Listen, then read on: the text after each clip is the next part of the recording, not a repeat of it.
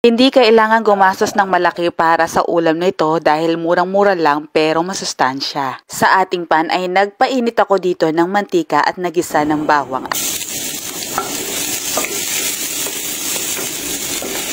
Sinunod ko dito ang sibuyas,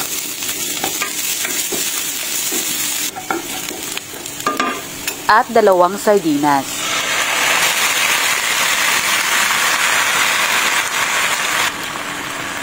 Kung gusto ninyong maglagay ng kamatis ay po pwede naman bago ninyo ilagay itong sardinas, pero dahil mahal ang kamatis, hindi na ako naglagay. Tapos isinunod ko dito ang kamote.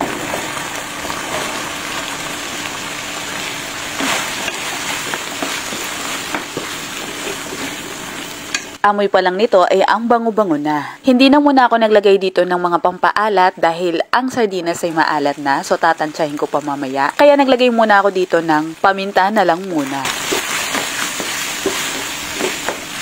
Naglagay ako dito ng tubig para naman mapalambot natin ang kamote.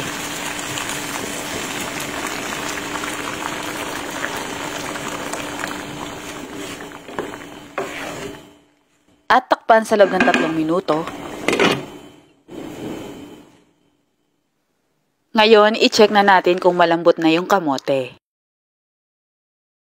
At dahil malambot ng kamote, naglagay tayo dito ng dahon ng saluyot. Maaari naman kayong gumamit ng dahon ng sili, dahon ng ampalaya, dahon ng malunggay, o kung ano pang maninipis na dahon na gusto ninyo.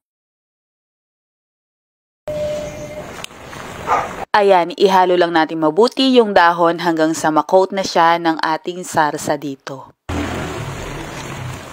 Tapos dahil matabang pa siya, itinimplahan ko na siya ng konting asin at okay na.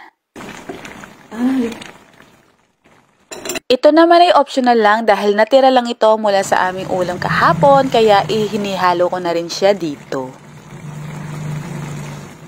At ayun na nga mga ka-MU, alam nyo ba nung makita ito ng aking mister, ang sabi niya, hiya ng ulam. Kasi gustong-gusto niya ng maggulay dahil sa sunod-sunod naming pagkakarne sa mga nakaraang handaan. Kaya kung namimiligro na rin ang iyong bulsa, subukan mo nito ka-MU, murang-mura na, masustansya pa. Ano mo na yung ano sa akin? Ako ito.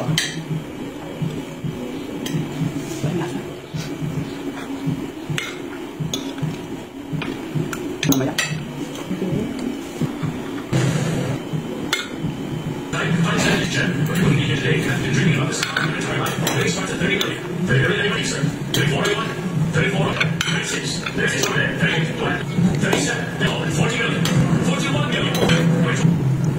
Hindi mo kaya yung phone mo? Hindi ako wala.